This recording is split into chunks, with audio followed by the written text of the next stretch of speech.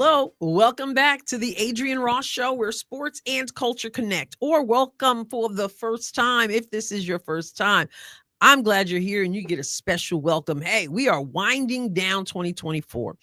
Before we do so, I want to take a moment to talk about something that has changed a whole lot for me. Someone really who has changed a lot for me, and that is Caitlin Clark. I want to talk briefly about the Caitlin Clark effect.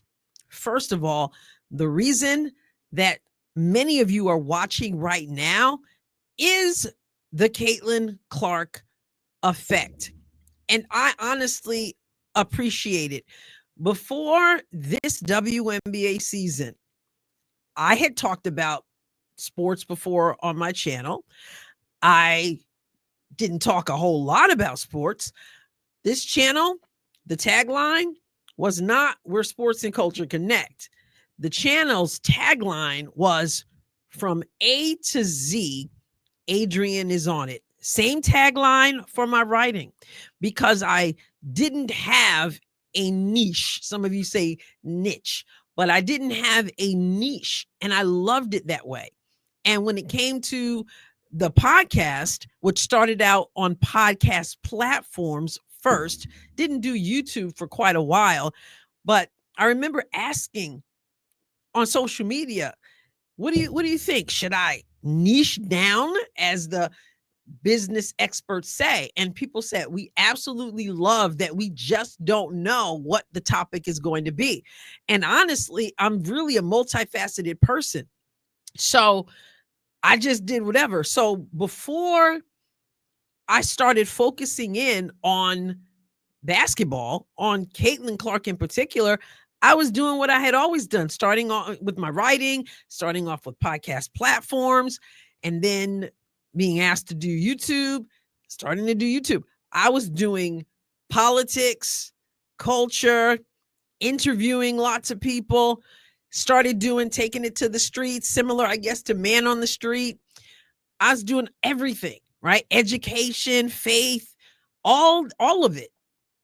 And then Caitlin Clark, her last season, I don't know, I did a video about that entailed her, and people found it, started commenting on it, started subscribing, and it absolutely just grew. You got to understand that most of the people who followed my podcast were listening on the podcast platforms and on the BMG network, the bmgnetwork.com. Most people were not watching on YouTube at all, but I did want to grow my YouTube channel. So I believe it was May 1st when I said, hey, listen, I'd like to have 500 subscribers by the end of May. And I had like 381, I believe, when I said that. I mean, so before the end of the month, I think within a week, I had like 500 subscribers. And then I do a Caitlin Clark video and it just begins to grow. And as you can see right now, it's at 43.2 thousand subscribers. But I only did a video once a week when I was doing all the other stuff, the A to Z stuff. I was doing a video once a week, and somebody else was editing it for me as a part of the BMG network. But I remember someone said, I did a video about basketball, and maybe I did a couple of them because people were like, yeah, we really enjoy this. But someone said, where were you? I was looking for your take on whatever the issue was. And I said, oh, I only do a video once a week. And then I realized that other comments were coming like that. Like, yeah, we really want to hear what you thought about this. And what about the game? And I was just like, okay, I got to listen to the people, right? People are saying we want to hear more. And so the Caitlin Clark effect made me start talking more about basketball. I didn't just do basketball. I was still doing some politics, still doing this. But the majority of people who had come to the channel came because of the basketball. And a huge part of that is Caitlin Clark. I was already a fan of Caitlin Clark. You know my background, but there are people who had no idea about the sports background, right? They knew I'd been an English teacher. They knew that I was politically involved and aware and that I wrote about those things, was vocal about those things. They knew that I've taken on public libraries to try to get child inappropriate material, child pornography out of libraries. They knew about those things, the getting out on the streets and holding the phone up and recording people as I asked them questions and putting out. All the stuff is still on the channel, by the way, but a lot of people didn't know anything about the basketball. And then the basketball people who came along didn't know anything about the other stuff I used to do. So when I did something different, they were like, did I stop by at the wrong place? What's up? But I listened to people and they enjoyed my basketball commentary. And many of them were fans of Caitlin Clark. And so I said, I love doing this. Like, basketball is a part, sports have always been a part of my life. But to turn the channel into that, I hadn't thought about that at all. But as it grew and as I began to listen to people, I'm like, you love sports, you love to talk. I worked, journalism, obviously English, teaching English was my profession. My second profession is in journalism. And so, having the mic in front of me and talking, I speak, I'm a public speaker, I train, I do life coaching, all this stuff.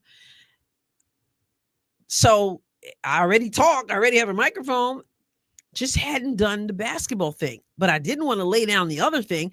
So then I said, prayer, thought about it. Lord, what direction should I be going? Because I'm supposed to be talking about politics and all the other stuff. The sports stuff seems kind of like, but it was definitely a God thing. It really is. And the people that I've been able to touch and the people who have touched me, more importantly, it's gone beyond basketball. But really, the Caitlin Clark effect got me thinking, well, why not talk more about basketball? Why not break things down? Why not embrace the fact that you're a huge Caitlin Clark fan, Indiana Fever fan, and that you're always going to talk about culture because you always said that sports are a microcosm of society. Not my original quote. I think Billie Jean King might be the first one who said that, but I've always said that. So the bottom line is, when Caitlin Clark came along, I listened to people and I said, okay, so now we're going to expand. So that's why I have the second channel, Adrienne Ross Squared, because the second channel where I now square off from A to Z, which if you haven't checked out, check out the welcome video over there. I'll put the link in this description and you can go check it out in case it's your cup of tea. But it was Caitlin Clark.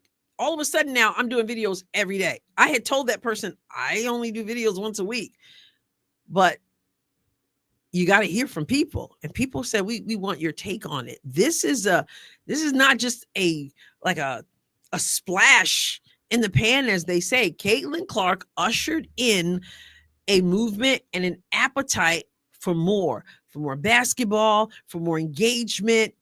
And so I decided that I was going to roll with it because it's in my DNA anyway. And God uses all kinds of things. So yeah, I listened to people. I went along with that. I love that. And I have the second channel. I love that. So here we are. And I've met so many people, you guys, which I've never met in person, but to be able to, there's a certain core who are always engaged, always encouraging, have joined the channel. The link to joining the channel is in there as well. You can join the channel for the different perks, etc. But I just wanted to point out that Caitlin Clark changed the trajectory of my commentary. And now I expanded it. So I'm still doing other stuff. Now I've got two channels instead of one channel.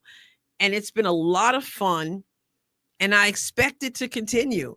The Caitlin Clark effect is a thing. And it's not just a thing out there. It's become a thing with this channel. I remember when someone said to me early on, when people started coming for the basketball content, she said, Adrienne, I don't remember who it was. I don't know. I hope she still is a part of the channel. And you can tell me in the comments if this was you.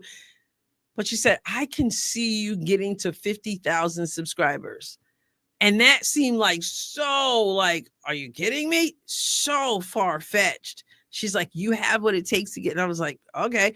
I never thought about like a lot of people are like, oh, you're just trying to make money and you're just like there's something evil about making money. I have no problem with making money for what I put my efforts and my time and stuff into. But I didn't start doing this for money. Like I had no idea what YouTube's monetization guidelines were or the criteria. I had no idea at all.